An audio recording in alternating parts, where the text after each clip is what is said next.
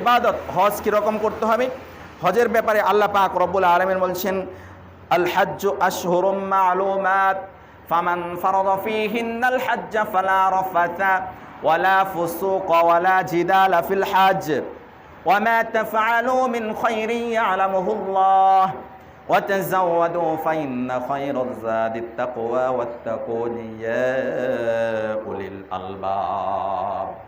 আল হাজ্জু আশহুরুম মা'লুমাত, হজ্জের মাস নির্দিষ্ট কয়েকটি মাস, হজ্জের সময় নির্দিষ্ট কয়েকটি মাস।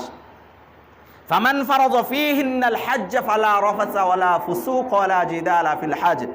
অতএব এই মাসগুলোতে যে হজ করার সিদ্ধান্ত গ্রহণ করলো, সে হজ্জে অশ্লীলতা, পাপ, অন্যায় ও কলহ বিবাদ থেকে সম্পূর্ণ বিমুক্ত থাকতে হবে।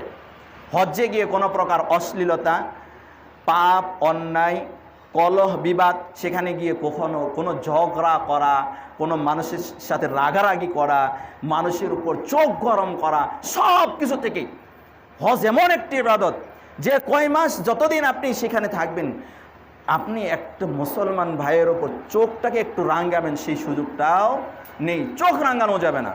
আপনি এটা করলেন কেন এই কথাটাও বলা যাবে না। হজ এমন একটি ইবাদত, সেখানে আপনি কোনো নারীর দিকে একবার কুদৃষ্টিতে তাকাবেন সেটাও তাকানো যাবে না, আপনার হজ বরবাদ হয়ে যাবে। আল্লাহ পাক রব্বুল আলামিন বলেছেন যে এই মাসগুলোতে হজ করার ইচ্ছা করলো তার অশ্লীলতা, অন্যায়, খারাপ সকল ধরনের অপরাধ, কলহ বিবাদ থেকে মুক্ত থাকতে হবে।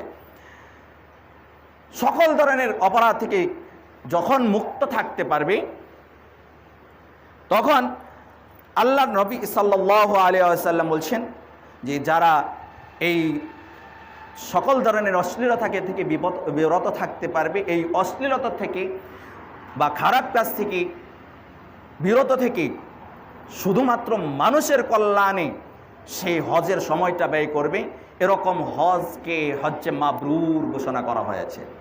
এরকম হজকে হজ্জে মাবরুর হিসেবে আল্লাহ নবী সাল্লাল্লাহু আলাইহি ওয়াসাল্লাম বলছেন